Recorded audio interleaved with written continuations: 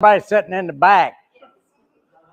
So I don't usually need a mic. My wife and all my staff tell me to chill out. I had to double insulate my office so I wouldn't interrupt them on the phone. So I hope y'all can hear me okay. Y'all should have a few documents and stuff that I gave you today. One of them is a seller's checklist. If y'all have not seen that, you need to look at that. We have plenty of those. All of our agents use that in their listing packet. I think there's some up here, bro. Yeah, you can get that. There's some, they put them in their listing packet because I don't have to tell y'all, but the same person that wants you to list their house spends 4 hours washing an old car to sell it. But they do nothing to get ready to sell their $400,000 house. If we give them something to do, they feel like they're a part of the process. The checklist are a semblance of things, but if they do anything on there, that's one less thing that's possible to be on a report. I don't want to write up anything. I'm going to tell you right now, if I had one that didn't have anything, I'm fine with that.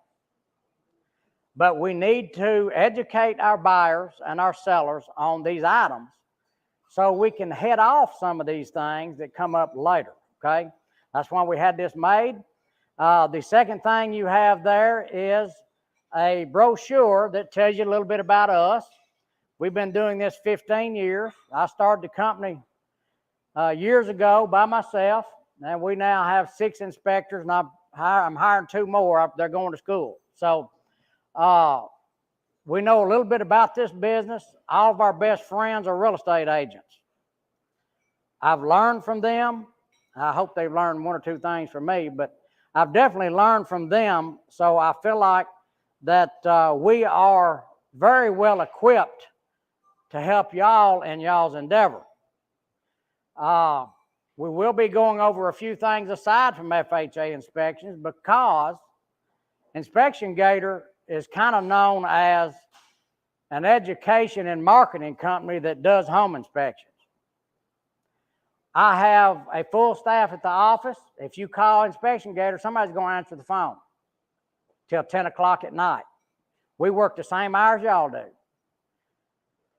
I have a marketing girl in the office. If y'all need help with anything, marketing-wise, call Heather. She knows that's her job. Let her help you come up with new ads or new graphics. We create all of our own graphics in-house. Nobody designs them for us. We do it. So you can kind of see what we can do to help you if you feel like you need something. Now, the chapstick, very special chapstick. Really, I just did that because it's going to be wintertime pretty soon, and y'all be wanting chapstick. But it is good chapstick. It's not really to kiss anybody's ass or anything like that. It's just to keep chapstick around. All right, and y'all have to look past my southern slang and all that because I'm just me. Okay. I did want to tell y'all that Inspection Gator supports the American Cancer Society. With every inspection we do, we give a little bit to the Cancer Society. And so that's been something. My wife's dad died from cancer, so it's been very, very serious for us. I did want to bring up something in history. And I'll get to why I'm bringing this up in a moment. But if we think about history, we can think of a million different things. Let's think about some of the pinnacles in history, like Moses taking all the people out of Egypt. That's a defining moment in history. World War II. All of our men fought over there, and a bunch of them came home in spite of what they went through. Recently, we had 9/11. We think about all the different people that went through that tragedy and how many of them came through it. The reason I bring that up is all of us face different elements of life that affects us in a different way. The real estate business kind of sucks. Everybody say raise their hand or anything on that. Some days it sucks. But most days it doesn't. But it seems like those days that suck draw air and energy out of us. So it all gets down to what our perception is about the suck, right? So I want y'all to think about going forward. Number one, why are you a real estate agent? It can be a variety of different things. It could just be gratification. It could be money. It could be leadership. Whatever your why is what you need to identify so you're able to embrace the suck when it happens. You have to know why you're doing something. If you know why, that gives you the ambition and the drive to keep going when it sucks. All right? I had that. I was working the paper business. I was working a rotating shift, and I was raising 6 kids. There's all kind of whys in there. But I wanted to leave that paper mill. I'd always done construction before, but I was getting older. I couldn't do some things that I used to do when I was 18. So I went to the thing that I'm most comfortable with. My why was to get away from the paper mill in the beginning. My why now is to love on y'all. That's where I get all of my gratification from, is helping other people. My granddaddy said, if you'll help as many people as you can, you'll never worry about a dollar. And I found that to be true. So let's concentrate on that. I'm going to start preaching in a minute. I am from Inspection Gator. My wife and I run the company. We have 3 other people in the office. You'll be talking to Megan or Heather or Kim. We also have a termite company. We have Inspection Gator and Exterminator. We do WDI and termite treatment through that. We don't do pest control like the rest of the world does. All right? We want to do one thing and do it right. Okay? This book, I brought it up the last time I was here, but we got some new faces here. Embrace the Suck is a book you need to listen to. It kind of goes over some of the things I've talked about in the beginning. It is got some colorful language in it, so you just have to look over that. But it is a serious book, and we can learn a lot from it. The other 2 books that I'm pushing, all my bunch in the office reads all the time. Phil Jones is one of our favorites, but exactly what to say and how to persuade and get paid. You can get these on Audible, or you can buy, I think you can buy, no, you can't buy, you can buy exactly what to say, but you can't get how to persuade and get paid in a bookstore. You have to get it online. All of y'all have a business card with a number on it. In a little while, we'll give a gift here in a minute, so y'all don't lose the card. Famous philosopher Elvis Presley said, values are like fingerprints. They are left behind everywhere you go. He probably wasn't the greatest philosopher, but I tend to believe that's true. And we take values very, very seriously in my company. We hire by them, we fire by them, we live by them. If a person's not living up to our values, they go down the road. If they don't have them, when we hire them, we don't hire them, or when we hire them, when we're interviewing them. We are going to get into FHA inspections today. Course objectives are define and understand what an FHA loan is, describe the role of an FHA appraiser, list and explain the main components of a FHA appraisal. Now, if I had 100 agents in here, I could talk to all of them, and you get a little bit different take on what FHA is and isn't, and what it can and can't do. Because a lot of it is convoluted because our appraisers don't always know what they're supposed to be doing. And the second thing is, does everybody know that an FHA inspector is just an appraiser, right? A lot of our clients don't know that, though. They think that the appraiser is one thing, and then you have the FHA inspector, then you have us. The FHA appraiser is not knowledgeable in home inspection stuff. He has a checkbox. Oh, I see a crack check.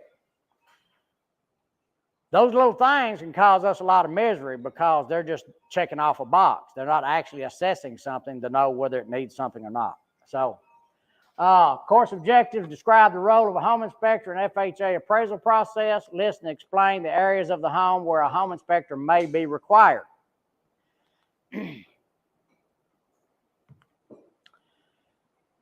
FHA loan is a home mortgage that is insured by the government and issued by a bank or other lender that is approved by the agency. The federal government insures the FHA loans. The FHA does not actually lend anyone money for a mortgage. The loan is issued by a bank or other financial institution that is approved by the FHA.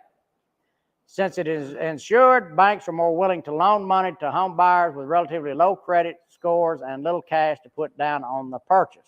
So everybody knows FHA, you get a little bit 3% down or a little lower down payment, right?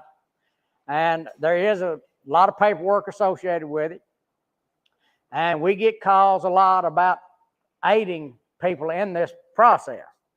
Well, as I said before, I know what the FHA book says, but the FHA appraiser, it's whatever he wants to do on that day. You know, he's not going to be precise every time he does one. The rules change from one house to the next a lot of times. FHA loans are popular among first-time home buyers who have little savings or have credit challenges. It also allows buyers with minimum of 3.5% down payment for borrowers with credit score of 580 or higher, most of which are first-time buyers. An FHA loan can be used to buy or refinance single-family houses, 2 to 4 unit multifamily homes, condominiums, and certain manufactured homes. Now, we said something about manufactured homes right there. The one thing I do want y'all maybe want to write this down if you don't know, but a mobile home is almost invariably going to have a foundation certification. Harrison Engineering, you can look it up online, Harrison Engineering or Foundation Cert. It's all the same company, it's just kind of their different website. That's who you call to get that set up. And what they'll do is they'll call me or another qualified inspector that's on their list, I guess. But you have to do that, so when we're doing our home inspection, we go ahead and get that information at that time. If you don't, then you're going to be waiting on that, see? So manufactured homes have to have foundation certification 90% of the time, and that entails measurements of the place, height off the ground, the type of tie downs that's on it, and the license, the HUD number on them, and all that kind of stuff. How does FHA loan process work? Get pre-approved, fast-track your loan with a FHA-approved mortgage lender. You'll get a letter saying you're pre-approved for a loan along with the general loan amount, which you can show to homeowner who's selling the home you want to buy. Complete Form 1003. Who's ever completed Form 1003? Come on. All these experienced agents in there. You probably didn't know what it was, you know. We don't look for those numbers. But complete Form 1003, the FHA requires you to fill out Uniform Residential Loan Application, Fannie Mae Form 1003, after you have found a home you want to purchase. How does the FHA loan process work? Get the property appraised. FHA lender will hire a professional home appraiser who will inspect the property, both home and yard, and provide an estimate of the home's value to the lender for approval. If the estimate falls within the scope of the mortgage amount requested, you move forward to the next stage of the FHA loan process. If the appraisal comes in lower than the mortgage loan amount, the lender, on behalf of the FHA, will ditch the deal. Is that true all the time? What if they lower the price? If they lower the price to the appraised amount, we're all good to go, right?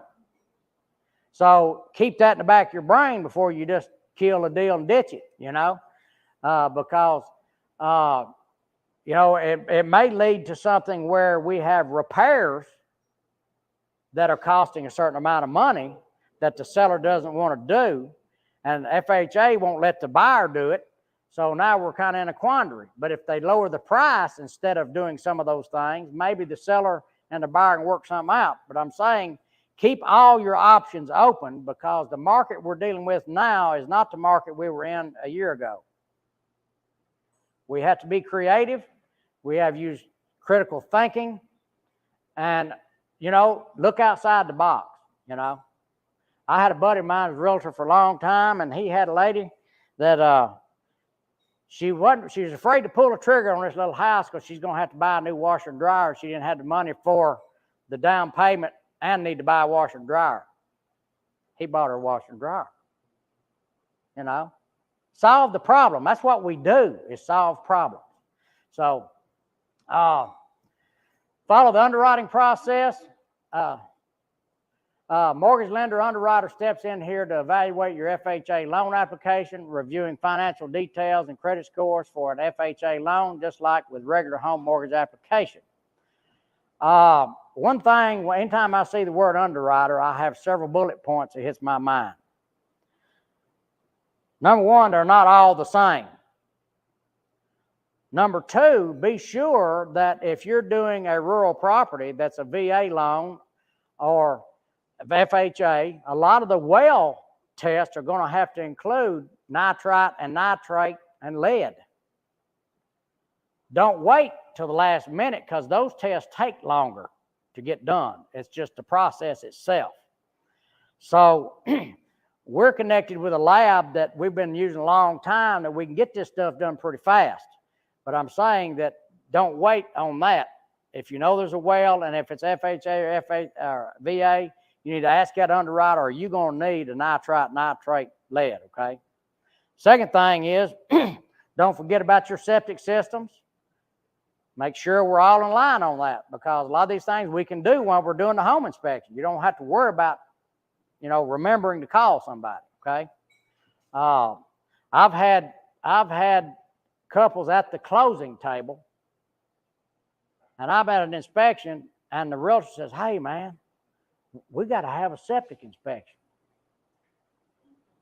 All right. They're at the table. So I stop what I'm doing. I run over there and I do a septic inspection, pull the report up, and I do all that, and I send it to them. They closed, but imagine the panic, especially when you got some people living in a travel trailer and they've been waiting 6 months to get in a house, and now you're telling them they can't have the keys till next week. To me, we have to solve problems before they become a problem. Think ahead, anticipate, okay? If your finances are in order, you should be in good position to have the loan approved. If there's a problem, address it, usually through a formal letter of explanation, and send it back to the lender. Well, if anybody's ever been divorced, you know about these letters. Or the men do, anyway, because I had to write a couple of them. So a lot of times, if you've had, say, a child that you co-signed a car with and he dropped the ball, now that blemish is on your record, and they want to know why that's on there. A lot of times you can our clients can dispel all this just by writing a letter with some form of evidence, proof, or whatever. All about an FHA inspection is a inspection that is carried out for a property that involves an FDA loan. The main aim of the inspection is to ensure the house in question has all the basics required for living. Now, first of all, I'm not knocking any appraisers. It's their document, their process. I mean, that's what they have to do, just like all of us have stuff we have to fill out. But appraisers do not look at everything. And they do not look at the majority of the stuff. They look at what they're comfortable with or what their time allows. So when it says basics all the basics required for living, that's not always the case. You know, I mean, how many times have you had a client call you, well, our air conditioner ain't working? 110 degrees outside. Is that a basic for living? Not here. You know? So what I'm saying is a lot of times they won't check certain things that is a basic for living, but they check off on it.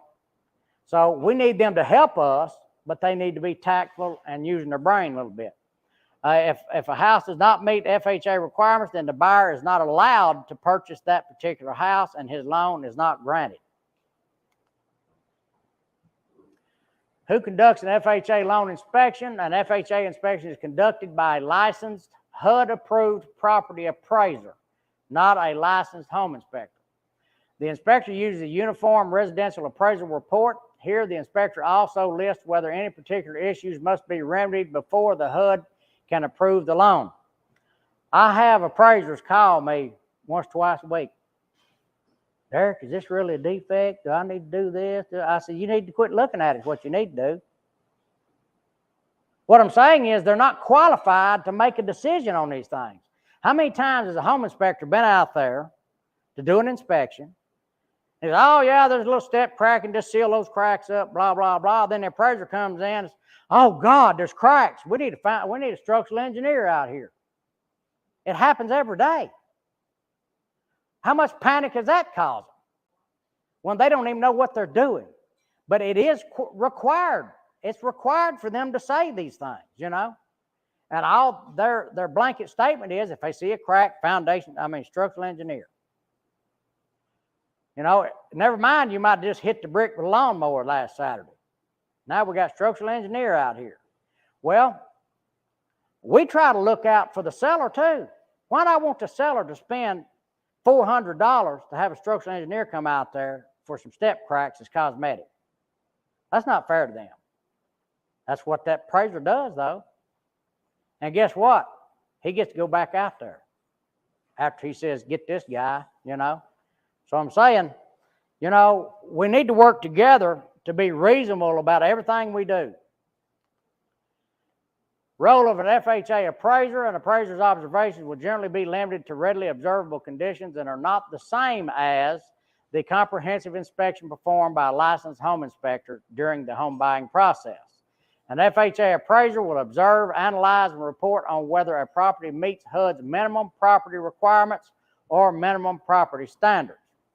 Who's got a business card with number 9 on it? Number 9 on the back of your card. Business card. You didn't? Well, I'm gonna have to call out a different number then, because I'm not gonna give you the winning card. Oh, you didn't? I'm sorry. Oh, you were down there playing cards.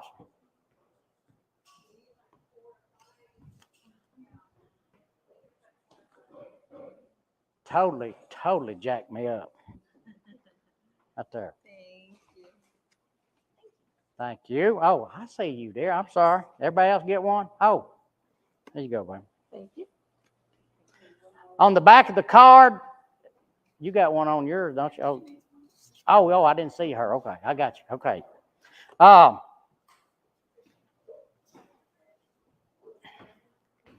Somebody pick a number between 1 and 20. 7? Okay, who got number 7? Good, you win. Go sit down. Here you go, bro. This is exactly what to say for realtors. Thank you, man. I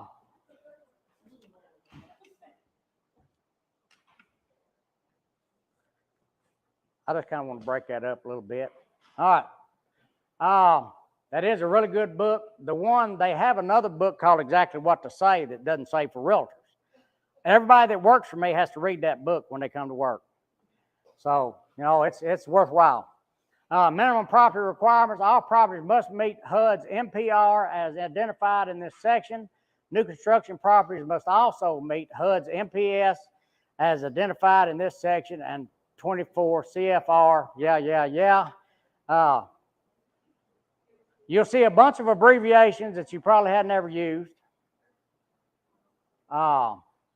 Legal requirements, real estate entity. This subject property must be a single marketable real estate entity and may consist of a primary lot with a secondary plot contributing to the use and marketability of the property. The secondary lot must not be legally capable of separate use. So here's a prime example of that. Let's say we had a house and there's a shop over there that used to be a garage auto repair place. And it belonged to this one person. But there was two lots there. So this guy wants to buy both of them, and he wants to go FHA. That other building cannot be used as a business, and it be FHA. You know, there's going to be some documentation signed somewhere stating that that building is to be used just for personal use. It's not used for a business anymore, and that's all. So you can't have it for a separate use. You can blend properties together, but you can't have it for a separate use. It has to be for residential situation. Planned unit development. How many people knew what PUD was before you got here today? You did? Okay. That's good. I'm proud of this. Well, I mean, I know, but they don't all retain those things. A planned unit development, PUD, refers to residential development that contains within the overall boundary of the subdivision common areas and facilities owned by homeowners association to which all homeowners must belong to, which they must pay lien-supported assessments. The property to be appraised consists of the fee title to the real estate represented by the lot and the improvements thereon, plus the benefits arising from ownership of an interest in the HOA. Properties located in PUD do not meet this definition and are ineligible for FHA insurance. Basically, they're saying if you got enough money in your pocket, you're not getting that, you know. Leasehold interest. How many people have experience with leasehold type properties, lakes and stuff like that? It gets pretty interesting, really, you know, because there's a variety of different ones once you get into it. But leasehold interests refer to real estate where the residential improvements are located on land that is subject to long-term lease from underlying fee owner, creating a divided estate in the property. My mother-in-law lives on Possum Kingdom Lake. Y'all know where that is? Got this big monstrosity of a place. But when they first bought, my father-in-law bought 12 lots over there back when it wasn't cool to live out there. So he got them cheap. But the Brazos River Authority is who you leased everything from. So we had a 99-year lease, right? That's what most of them are, plus 10 or something. So the problem we get into with the leasehold things is, number one, if they don't disclose some of these things, we're in trouble. Number two, we have to think about the longevity of that property. So if me, you, our parents, whoever's buying the house, and they say, oh, we're going to leave it to you in the will. Well, we need to see what the criteria is going beyond that. Because most of them will have a 99-year lease with a 10-year addendum. So you have to kind of, look into the background of that situation, because you can't get into a situation like they did where they had this lease, but then the Brazos River Authority came back to them after about 20 years, said, hey, we're selling all of our interest out here. Y'all can just pay cash for this lot and you don't have us to deal with anymore. Oh, good. How much is that? $200,000. Well, he didn't pay but $20,000 for the darn lot when he bought it before he built the house. So they paid their lot off. They're free and clear. They don't have to pay anything. Now that whole thing turned into something else,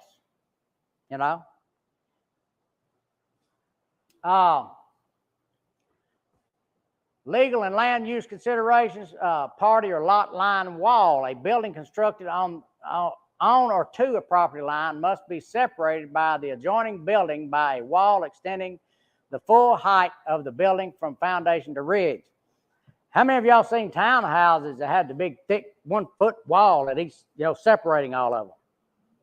That's where that comes from, okay? You have to have that for structural purposes and for fire. So a lot of the older condos before this law was in, it basically looked like a bunch of apartments out there. But basically all of your, especially in modern times anyway, your duplexes, apartments, townhouses, they have to have a firewall between them, okay? So just remind you that that is a requirement. So if you go up here and somebody said, "Oh, I got a condo for sale or townhouse for sale," and you pull up there and it's not built like that, you may need to get some more information, because it might not qualify for an FHA thing if that's what they want to do. Non-residential use of property. Any non-residential use of the property must be subordinate to its residential use, character, and appearance. If non-residential use impairs the residential character or marketability of the property, it is not eligible for FHA.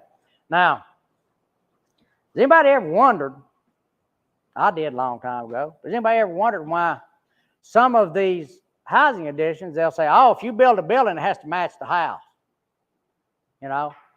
The brick has to be the same, the trim has to be the same, and all that." Well, a person might not want that. And you think, well, it's my property. But a lot of these builders and cities, municipalities put these things in there in order to create a marketable house. So they put that in there so it'll go FHA, okay? If they didn't have it in there, that just shot it out the window, okay? So a lot of that is kind of inherent to the FHA issue, and that's what creates a lot of our restrictions. Within a building that includes the dwelling, areas designed or used for non-residential purposes must not exceed 25% of the total floor area of the building. Did you gather that 25% in your taxes for your office at the house? See, these things follow all different directions. It starts out like this, see. Storage areas or similar spaces that are integral parts of the non-residential portion must be included in the calculation of the non-residential area. The non-residential use of the property must be legally permitted and conform to current zoning requirements. Like in my neighborhood, they say, "Oh, you can't have all your buildings have to match the house, and you can't have a business at the house, you can't have extra car." Tell you all this crap you can't do. I'm just waiting for them to send me something to tell me what I can do, But anyway,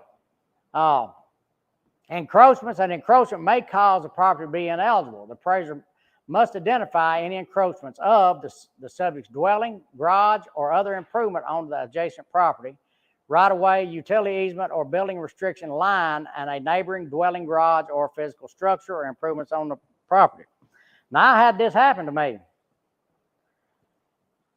Back when I was single, I bought a little house and had a little house, a little carport, and a little storage building, and it was taking forever to close on it. I thought, what's the problem? I bought cars a whole lot quicker than this for a lot more money, Well, what happened was the initial search at the title company said, "Hey, it looks like everything's good," but then they found a road that was originally planned to go down between that property and the property next door. Well, that lot, that carport and all that was sitting on part of that area over there. So the appraiser said, "Oh, you can't buy this. That's not even on the property. That's off the line over there. You got half and half." Well, after initial more search, they found out that road was split in half, and half of it was given to that property, and half of it was given to the house over there because they weren't going to put the road in. So that easement went away. Well, when they did that additional search, they found out that carport and that storage building was all good. But it took 2 or 3 processes to get there. So, especially on older properties where you have family land, We got the whole family living on this 300 acres. Now, Dad dies, and the sister gets married, and she moves, and we got these houses out here, and everybody's trying to split them up and sell them. Well, we end up with septic systems joined with everybody. We end up with wells supplied to everybody. And now somebody put a fence down through there just to keep Fido in, and now it's on that property over there. So there's a variety of different things that we can get into with encroachments. Examples of minimum property requirements: gross living area is the total area of finished above grade residential space calculated by measuring the outside perimeter of the structure. It includes only finished habitable above grade living space. Notice it says above grade. Now, that one thing there can get misconstrued, and you have to be careful, because if you have a split level house that, let's say it was a garage and they made it into a bedroom, but when it was built, you went down the steps in the front and walked in the garage. Well, now they make that into a game room or whatever, but it's attached to the house. It has to have an access from that room to the upper area for it to go FHA.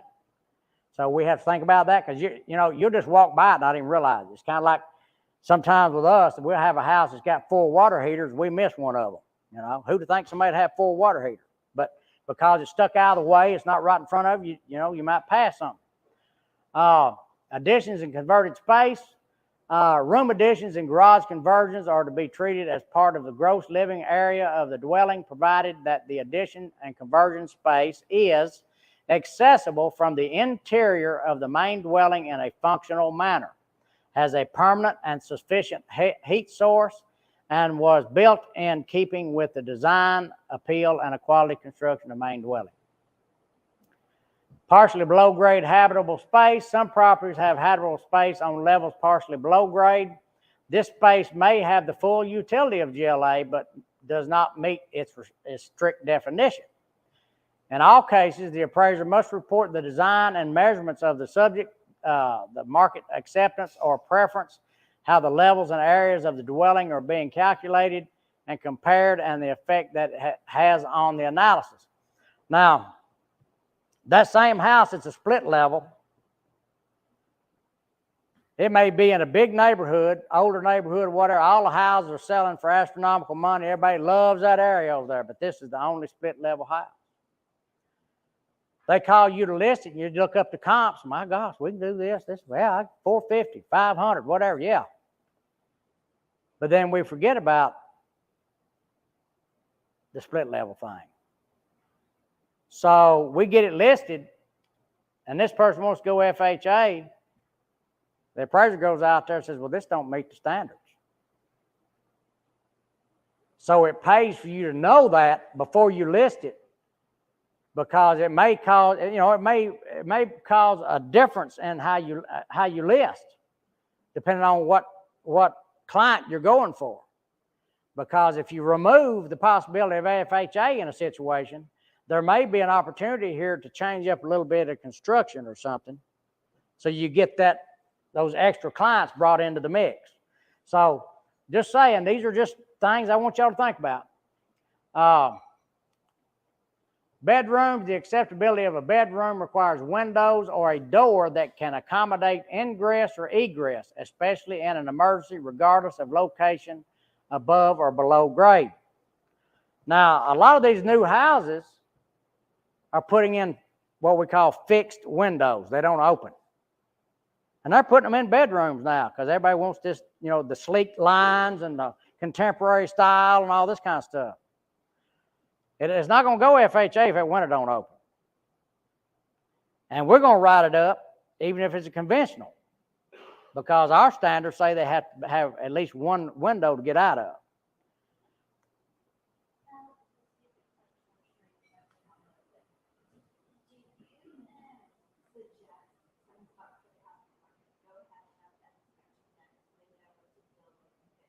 Absolutely. I'm a strong proponent of pre-inspections check all that stuff ahead of time. But if you know an appraiser, I'm sure y'all do, if y'all know an appraiser, they can give you a list of some stuff to kind of let your client look for, you know.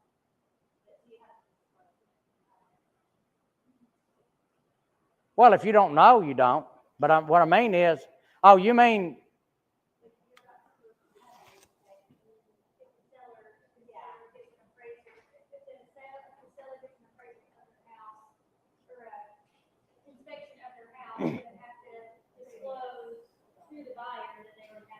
I'm so glad you asked that question that way.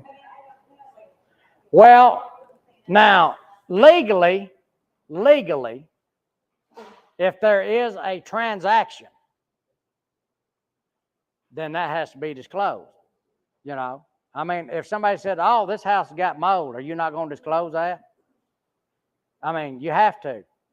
But what I'm saying is, if you do a pre-inspection, meaning a pre-listing inspection, before y'all have y'all sign up there, I want you to think about, now I know NAR wants all y'all to share the fact that a house had an inspection in the last 4 years. And I have a really strong feeling about that, because TREC does not say that. That's not a TREC rule, but yet we have to follow TREC. TREC tells us we cannot share that report with anybody except the person that paid for it unless they give us permission. So they usually give us permission to share it with their agent or whatever. But like in some areas, everybody stores these reports and they're handing them out everywhere every time that house comes up for sale or whatever. That's illegal. Now, NAR is looking out, they say, for the consumer to try to take care of that. But TREC and NAR are conflicting, is what I'm saying. So you have to be careful with that. But regarding the disclosure, if you're doing a pre-listing, no, there's no transaction. You don't have to disclose anything. That report is not anybody's business. Plus, do you have to report, right now, do you have to report how many light bulbs you changed out? You threw a light bulb in there, it's working, no, we're good. But you're not going to tell that future client, oh, we changed 73 light bulbs since 1986. Same difference. So I'm a proponent of pre-listing inspections because you can find out a whole lot of stuff and have the time to fix it without being under the gun. And you can find contractors that are cheaper, that are better or whatever, instead of being under the gun to try to do something in a hurry. Now with us, when we do a pre-listing, we put a sign out there that says this is a certified pre-inspected home. Then when you come in with your sign, it's set parked right beside that. Now, home buyers run up and down the road, see a sign, and say, hey, Fred, that's already been inspected over there. Well, if they want to use that inspection and say, if whatever you fix, we take off that report. So now it's cleaner. Now, when you share that inspection with them, and they say, oh, yeah, I'll take that report. Well, you can sell it to them or you can do whatever, but what we did this for was to provide the information to the seller, but also give some discount to the buyer. So if they're going to use that report, they need to call us, and we'll come over and do a consultation with them about everything we wrote in that report for $200. Well, that report might cost them $700 otherwise, but if they've already got the information, we can just do a consultation on it, you know. So, I mean, we try to work all angles to help the situation.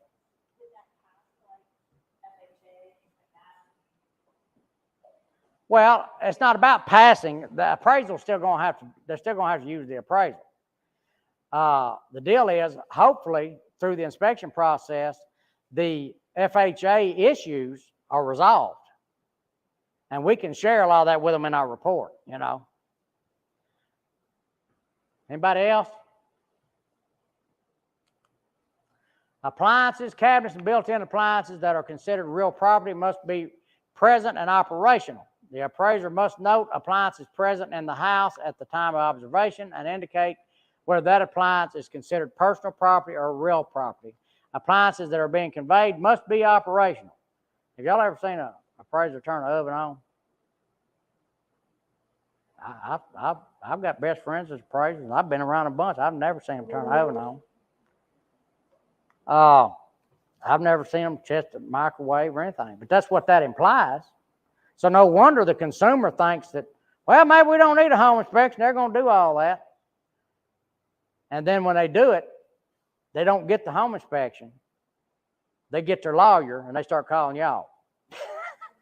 So I'm just saying, you know, there's a preconceived idea here, and it's not the same, all right? FHA quality standards, the appraisal process is the mortgagee's tool for determining if a property meets the minimum requirements and eligibility standards for Federal Housing Administration, FHA insured mortgage. Mortgages bear primary responsibility for determining eligibility.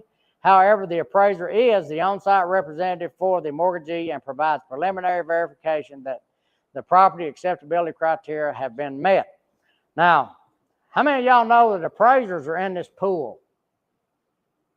You can't, see, years ago, you could just call down, I want Fred to come over here. Well, now you have to get somebody in that pool, right? You don't know who your appraiser is going to be half the time. Well, they try to do that with home inspectors. Now, I'm not saying I'm the best, but I will say I'm one of them. But I'll say this. Let's say I was the worst one, and I was in the pool. Mr. Homeowner, you got inspection, call Joe Blow's inspection service. All Derek's coming out, and all y'all say, dang, this ain't going to go good. That's what y'all say about the appraiser or the surveyor or whoever. Well, we don't want the pool. Anything that's mandated is not going to be good. That's how we got $2 trillion in student loan debt out here.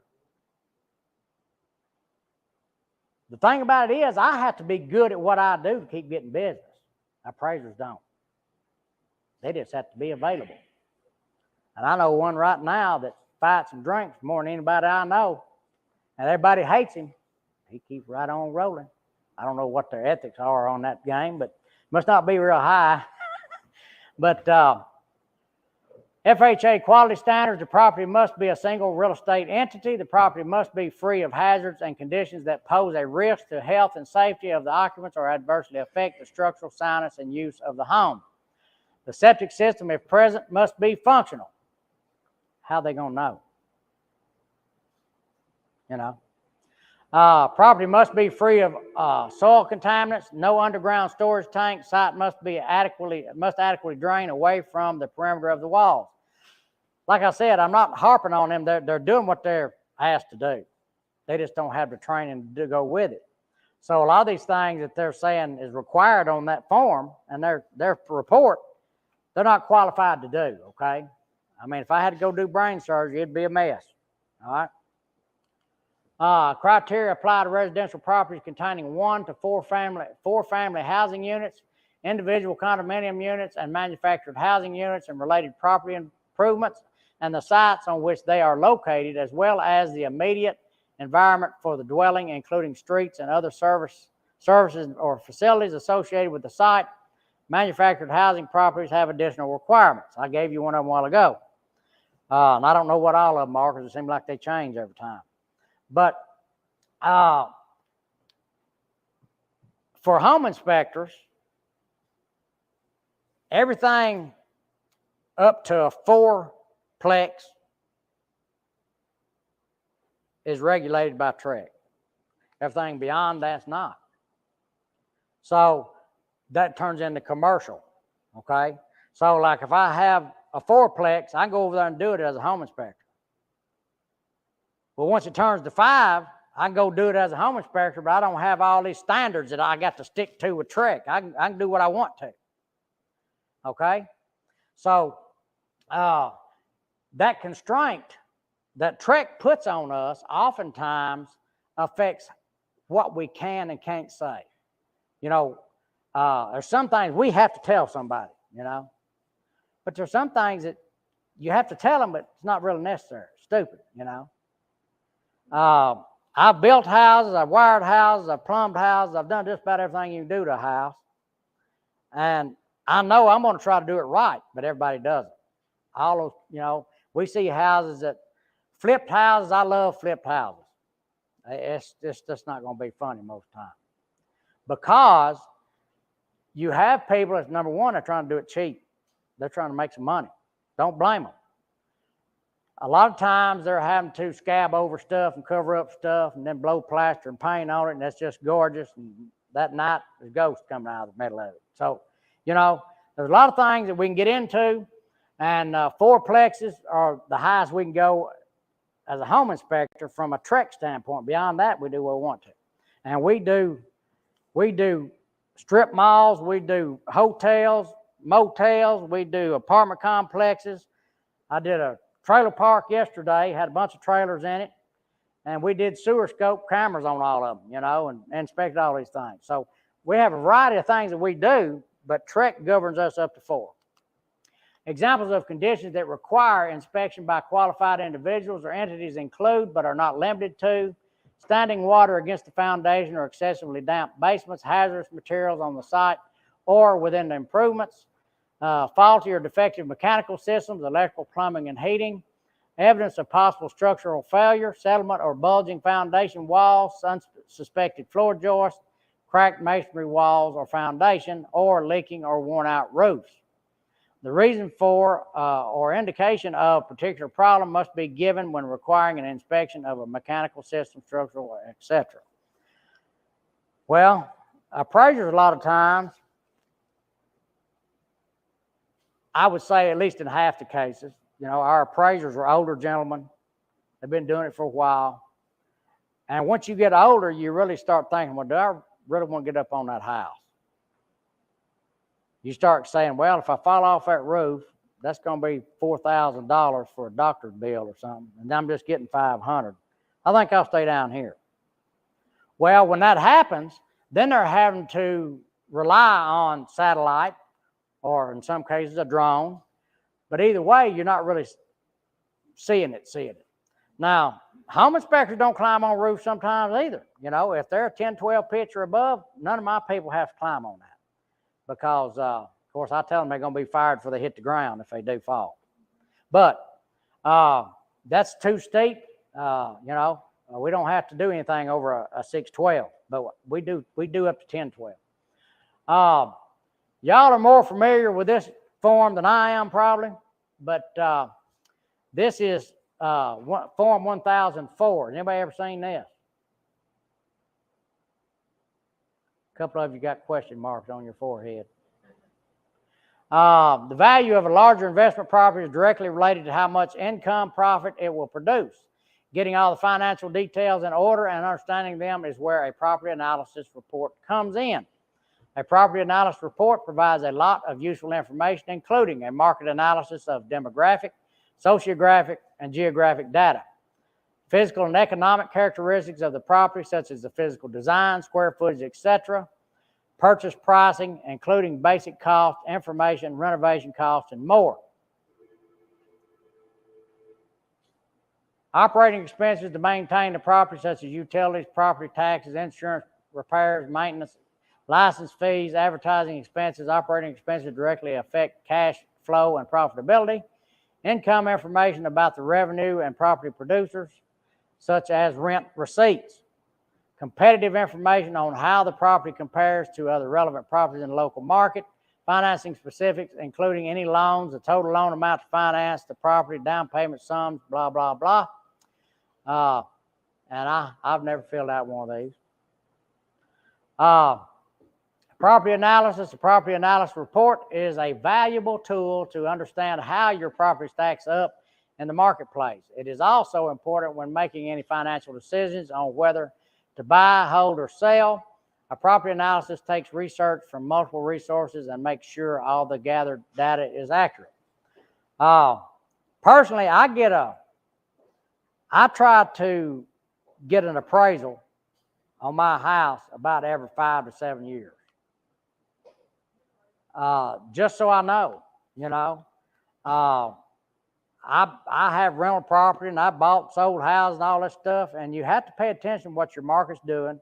Most of y'all are totally familiar, but and I kind of am just through knowing all the realtors, But everybody ought to have a property analysis every few years because Texas loves to tax everybody. I don't know if y'all noticed that or not. Seems like mine goes up every year. Areas of the home where a home inspector may be required. Residential underground storage tank.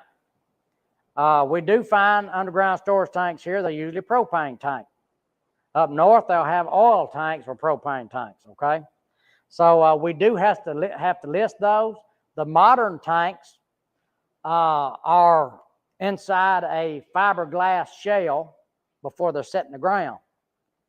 So if we see a tank that's set in the ground that's steel, we're certainly going to write that up because the moisture in the ground causes that steel to deteriorate. Then we have an issue. So that's one example. Readily surface evidence. The appraiser must note any readily observable surface evidence of UST, such as fill pipes, pumps, ventilation caps. The presence of UST does not automatically trigger an inspection requirement. If there is readily observable evidence of leakage or on-site contamination, the appraiser must make an arrangement for further inspection. Now, we don't get very many inspections from that scenario. I don't know if they're just not asking for them or if they're getting, somebody else, but, we don't, that scenario, I don't think appraisers are requiring a home inspection on a lot of stuff. But grading and drainage, the appraiser must check for readily observable evidence of grading and drainage problems. Proper drainage control measures may include gutters and downspouts or appropriate grading or landscaping to divert the flow of water away from the foundation. Now, how many of y'all know what gutters are for?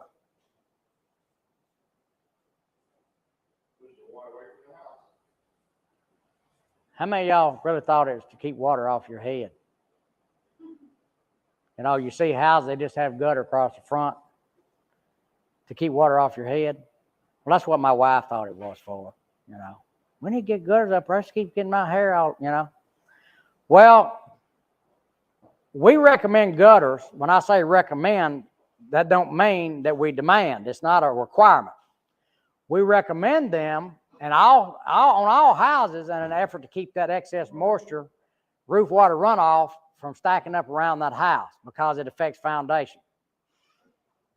Now, if we have a situation where we have excess moisture there and it's causing problem with foundation, then we're going to say, that is needed. It's not going to be recommended. It's going to be needed. All right. So there's two different ways to look at it. Are y'all packing up? Swimming pools. Swimming pools must be operational to provide contributory value, which I don't know if they really add contributory value or not. Depends on if you want a swimming pool or not. The appraiser must report readily observable defects in a non-covered pool that would render the pool inoperable or unusable. If the pool water contains algae and is aesthetically unappealing, but not otherwise contaminated, no cleaning is required. The appraiser must require the pools with unstable sides or structural issues be repaired or permanently filled in accordance with local guidelines and the surrounding land regraded if necessary. If the swimming pool has been winterized or the appraiser cannot determine if the pool is in working order, the appraiser is to complete the appraisal with the extraordinary assumption that the pool and its equipment can be restored to full operating condition at normal cost. Well, there's not a normal cost for a swimming pool. It depends on who you get over there. So, really, if you've got a pool that's in bad shape, that you can, that need obvious repairs. Before I went all the way down the road, I'd get somebody to give me a bona fide bid for that because it's not always something the seller's going to do. And if you're trying to go FHA, it may not happen. So not any need in shedding tears if it's not going to go that far, Mechanical components. Mechanical systems must be safe to operate, protected from destructive elements. have reasonable future utility, durability, and economy, and have adequate capacity. The appraiser must observe the physical condition of the plumbing, heating, and electrical systems. The appraiser must operate applicable systems and observe their performance. If the systems are damaged or do not function properly, the appraiser must condition the appraisal on the repair or further inspection. If the property is vacant, the appraiser must note in the report whether the utilities were on or off at the time of the inspection. That's a whole lot of stuff right there that doesn't really happen, okay? And like I say, I'm not knocking the appraiser. I'm saying that our clients need to understand that there's certain things that are implied that aren't actually being done, okay? If the utilities are not on at the time of the observation and the system could not be operated, the appraiser must render the appraisal as subject to re-observation, condition the appraisal upon further observation to determine if the systems are in proper working order once the utilities are restored, and complete the appraisal under the extraordinary assumption that utilities and mechanical systems, appliances, etc. are in working order. Heating and cooling systems. How many people had air conditioner problem this year? I had the major expense on 3 of my properties. I mean, it's like conspiracy or something. Heating and cooling system. The appraiser must examine heating system to determine if the heating system is adequate for healthful and comfortable living conditions, regardless of design, fuel, or heat source. The property must have a permanently installed heating system.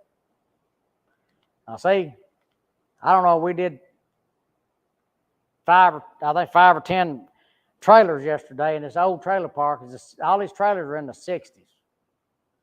None of them had heat and air. They didn't have anything. Aluminum wiring, everything. I mean, it was just a mess. Well, so you know, I really wish that they would make it mandatory to have air conditioning too, in certain regions of Texas. You know, I mean, I think it's dangerous down here when we're having heat like we had for a house not to have air conditioning, but it's not required. They have to have heat, but they don't have to have air conditioning. But to go FHA, it's going to have heat, heat and air. Automatically heats the living areas of the house to a minimum 50 degrees Fahrenheit in all GLAs, as well as in non-GLAs containing building or system components subject to failure. It's safe to operate, provides healthful and comfortable heat, is installed in accordance with manufacturer recommendations, relies upon a fuel source that is readily obtainable within the subject geographic area, has market acceptance with the subject's marketplace, operates without human intervention for extended periods of time, complies with all codes and regulations government such equipment. Now, codes and government and all this stuff, I'm sure all y'all know, each municipality sets their own codes, right? They adopt their own code. So in other words, like we operate off the IRC, International Residential Code. That's what our standards are based on. Now, the state of Texas uses 2012 IRC, but they have a newer one than that, but that's what they adopted.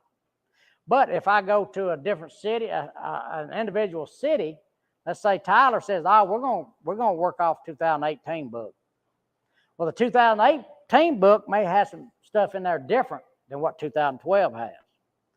But the state of Texas, for our standards, is going off 2012. So I come over here and I write something up, and you call me, buy down, Derek. They said that ain't even a deal anymore. Well, yeah, it is a deal. Just because you're on 2018 doesn't mean it isn't a deal to me, because we have to follow 2012. So when we get into those situations, we have to say, well, where'd you get that regulation from? Well, it was in 2018. Okay, I'm sure you're probably good then. But the state of Texas is on 2012. So if Tyler is on 2018, that's what we go by. But I can't keep up with every city, county that changes the code on Tuesday night. Because that's what happens. Everybody goes to the commission meeting or whatever, city council meeting. By God, I'm tired of these roses in the middle of the road. I want those moved. Well, we're going to change that. I didn't know that, So that's why you get some variances in some of the reports where you might have an electrician, plumber, or whatever say, no, we don't do that. That's not even in the book anymore. Well, we're still on 2012. And I know a bunch of cities that are still on 2006. So you just have to realize there's different books that cities and municipalities adopt. So you end up with difference in codes and standards. Electrical system. The electrical system must be adequate to support typical functions performed in the dwelling without disruption, including appliances adequate for type and size of the dwelling. Now, the absolute minimum standard for power supply, electric power supply, is 100 amps. Now, we've got some of these old houses out here that's built in the 50s, 40s, 30s, 20s, whatever, that's got 50 amp service, 70 amp service. But back then, they didn't have 12 computers and big screen TVs, and, you know, they didn't have everybody running all these appliances and things. So if you get into a house that's less than 100 amps, that's going to have to be changed. That's probably going to be $1,500 right off. Probably going to be close to $1,800 because you're going to have to upgrade your service, get a new breaker box, all that kind of stuff. So we have to be aware of these kind of things. When you go to list a house, or even if you're going to show one with somebody, look at that breaker box. That's going to be an instant indicator for you if it's less than 100 amp on that main breaker, okay? The appraiser must examine the electrical system to ensure that there is no visible frayed wiring or exposed wires in the dwelling, including garage, basement areas, and note if the amperage appears inadequate for the property. The appraiser must operate and sample switches, lighting fixtures, receptacles inside the house, garage, exterior walls. Note any deficiencies. The appraiser is not required to insert any tools, probe, or testing device inside the electrical panel or the dismantling electrical service. Number one, he's not going to open the electrical panel. They don't do that. So there's just a lot of limitations here that's kind of implied that they do. Plumbing system. The plumbing system must function to supply water pressure, flow, and waste removal. The appraiser must flush the toilets and operate a sample of faucets to check water pressure and flow to determine that the plumbing system is intact, that it does not emit foul odors, that the faucets function appropriately, that both cold and hot water run, that there is no readily observable evidence of leaks. The appraiser must examine the water heater to ensure that it has a temperature and pressure relief valve with piping to safely divert escaping water. If the property has a septic system, the appraiser must examine it for any signs of failure or surface evidence. Does anybody have a house with these tiles on them? But don't walk on it. As a home inspector, we're not going to walk on this roof. These terracotta tile and cement tile are really brittle. And you can step on that thing just the right way and you're goner, you know. Either be off of it, which I told you they're fired before they hit the ground, or they're in the attic, you know. So we look at these with binoculars. We get our ladder up to the edge and look. Some people use a drone, but that's how we determine. And of course, when we get in the attic, we can see if there's been any leaks or problems there, okay? But this is an expensive proposition, you know, to replace a roof like this. The roof covering must prevent entrance of moisture and provide reasonable future utility, durability, economy, and maintenance. How many people think that a roof is waterproof? Anybody think roof's waterproof? So if I pick a house up upside down and I stick it in the ocean, is it going to leak? This is the thing that we have to help our clients understand. A roof of any kind is water resistant. Now, if y'all had water resistant clothing, you know, when you just run from here out there at the car, you don't really get wet. But if you stay out there at the ball game with this water resistant windbreaker on, you're soaking wet before it's over with. A roof is water resistant. So every time we have high winds or we have massive rains and we get all these calls, my roof's leaking. We just bought this house last Tuesday. Well, was it raining when the inspector was there? No, it's broad sunshine. Well, was it leaking on Monday? No. Well, Tuesday, you got 40-mile-an-hour winds blowing sideways. and rain filling up buckets. It's not waterproof, it's water resistant, okay? Appraiser must report if the roof has less than 2 years of remaining life and make the appraisal subject to the inspection of a professional roofer. Have any of y'all ever seen a manufacturer or born on date on a shingle? They don't have a date on them. If they're kept inside in a warehouse and they built, made in 1973, I don't know. I'm looking at granules. I'm looking at the fabric, the fiberglass. I'm looking at its characteristics. So 2 years, see, if I see a roof that's got 2 years left, it's worn out. It needs to be replaced. But in most cases, 3 to 5 is going to be about time to replace. When you get a 30-year roof, you're getting a 20-year roof, okay? They call it 30, but you actually just get 20 effective years out of it. Why is that? Well, and that's here because we have such high humidity, we have ultraviolet, it gets really hot, and very few homes have the proper ventilation. If you go look at your personal houses, if you walk in an attic, do you expect it to be the same temperature it is outside or hotter? Yeah, almost 99% of the time it is. But it really should be the same temperature it is outside. The reason is we don't have enough ventilation.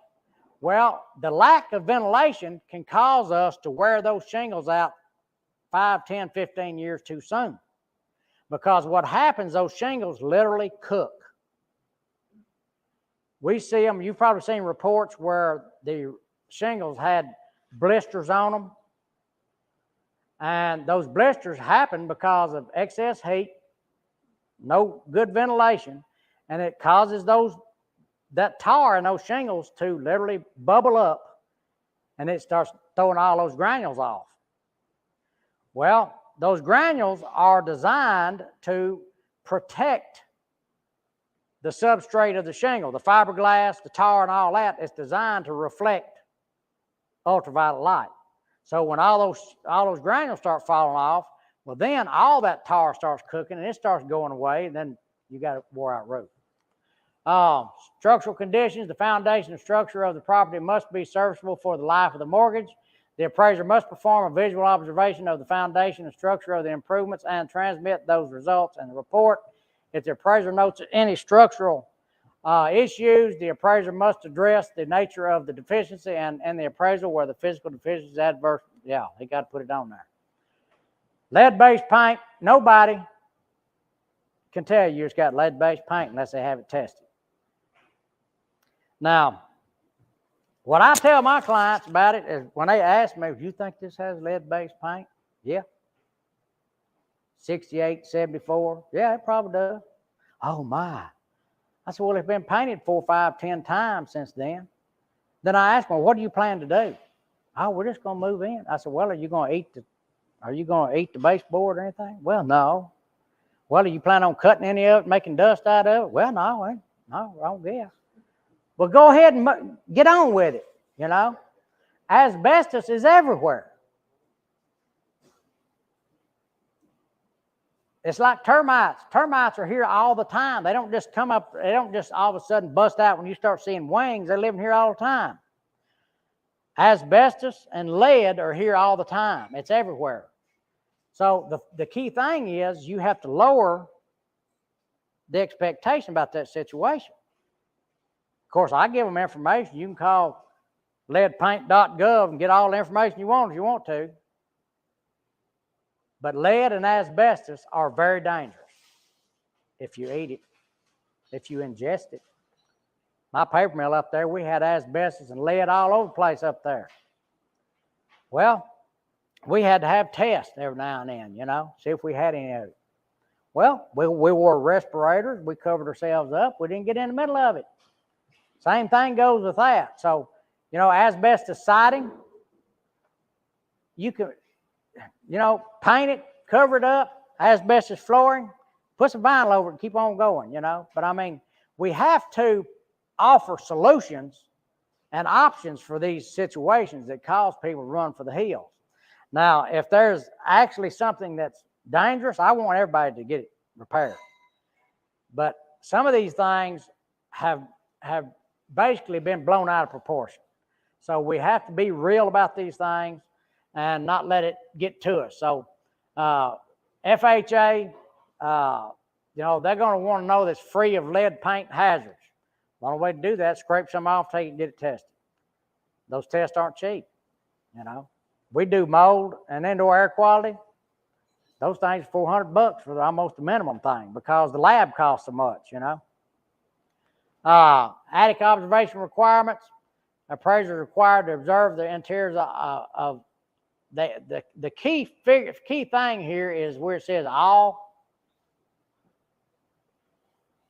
I'm going to go through that roof one end, I mean that attic one end to the other, but I'm still not going to see all of it. You got insulation up there, you got all the stored items, you got HVAC ducts and all this kind of stuff. And an appraiser is not going to walk where it does not have walk boards like we do. We step across the joist. If there's evidence of deficient conditions such as water stain, ceiling, or smell of mold, the appraiser must report this condition and render the appraisal as subject to inspection and repair as necessary. There is no access or scuttle. The appraiser must report the lack of accessibility to the area and the appraisal report. Now, all y'all know that when we go do an inspection, we need to have access to everything, right? The attic, the crawl space. We need to be able to get to the main panel, all the plumbing stuff and all that. Well, a lot of houses don't even have an access. Uncle Fred fixed that for them. He came over and did sheetrock one weekend. He covered access up. Or it has a little scuttle hole that nobody can get into. So those things exist. And see, for us, an attic entrance has to be 22 by 30. 22 inches wide by 30. Well, I got one of my inspectors, he barely can stick his head in that. I tell him he got a big head. Anyway, so what I'm saying is we have to check all these things because even if it doesn't affect the overall condition or performance of the house, you still might want to get up there one day, you know, electricians or air conditioner people or whatever. So we need to have an adequate entrance. Foundation, all foundations must be adequate, withstand all normal loads imposed. The appraiser must examine the foundation for readily observable evidence of safety and structural deficiencies that may require repair. Now, have y'all ever heard of live load versus dead load? If you go into a house, let's say we've heard of some of these events like concerts and games and different things where the balconies fell or the stands fell with a bunch of fans, you know. Well, those stands have a live and dead load. The live load is people or stuff that's moving in and out. So our houses have a live and dead load. The dead load is your furniture, the piano, the television, okay? So when we're figuring up, say on a pier and beam, we're figuring up the amount of bracing, foundational support, the span and all that. We say, hey, what are you going to use this for? If you're going to put a 70-model water bed in there, I'm going to need to put up some more support under that thing. Because the dead load is just 2,000 pounds, and that thing weighs 3,000. So, you know, you have a brand new house, pier and beam, and then next Tuesday, the floor's sagging. It wasn't built for that.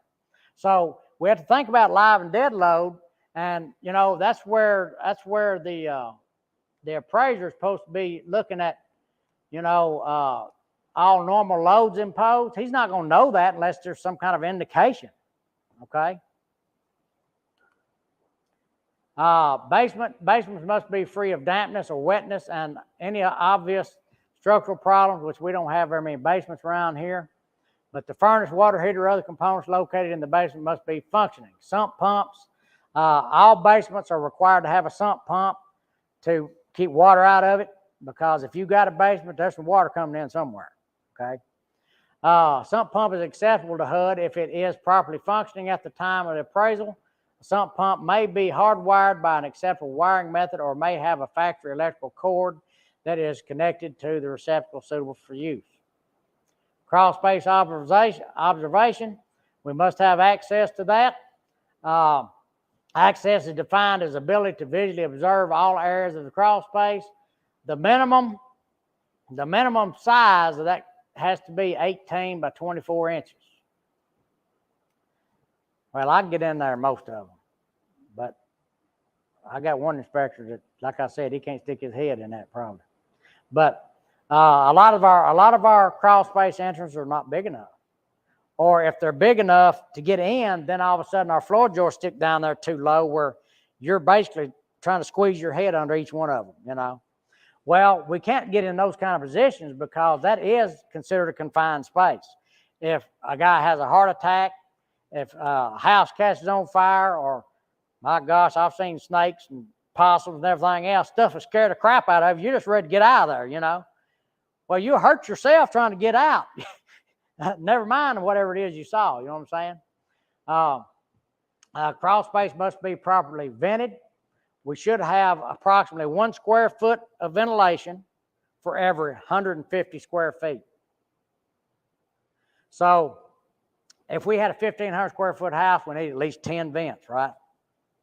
So when, you know, a lot of our older houses, they've decorated, they've added stone, they've done different things, and they've closed up the ventilation. Now, all of a sudden, we start getting mold or mildew. We get some sick houses going because we don't have enough ventilation under there. So it's kind of like the similar situation as the attic. In cases where access through a scuttle hole is limited and the appraiser cannot fully enter the crawl space, the insertion of at least the head, shoulders of the appraiser will suffice. If there is no access to the crawl space, but there is evidence of deficient conditions, such as water stains, subflooring, or smell of mold, the appraiser must report the condition, and the mortgagee must have a qualified third party perform an inspection. Environmental safety hazards, these are things we have to do, especially on FHA properties, commercial properties. We look for environmental hazards like we talked about, buried tanks, oil, different kinds of trash that could harm the environment. And then we have to look at soil erosion, how that's washing soil off of that property. Methamphetamine, we got any meth heads in here? Has anybody ever been in a meth house? That's a killer, ain't it? I did an inspection for 12 hours one day. I didn't know I was in a meth house. When I walked in there, I knew something was wrong, but all the hardware was gone off the cabinets. I went trying to turn lights on, couldn't figure out what's going on, so I stepped up in the attic to see what's going on, and all the wire was gone. Wasn't even wired to anything. Well, I thought, well, I'm going to go out back. They had 2 geothermal units, which are $20,000 a piece. All the guts was out of them. These kids, and I call them kids, they was in their 20s. Their parents, this boy, his parents bought this house for him and his wife before they were meth heads. Then they got on all this crap and they went downhill. Well, by the time I left that day, I really wasn't sure I was going to make it home. And I had to take off 2 days after that.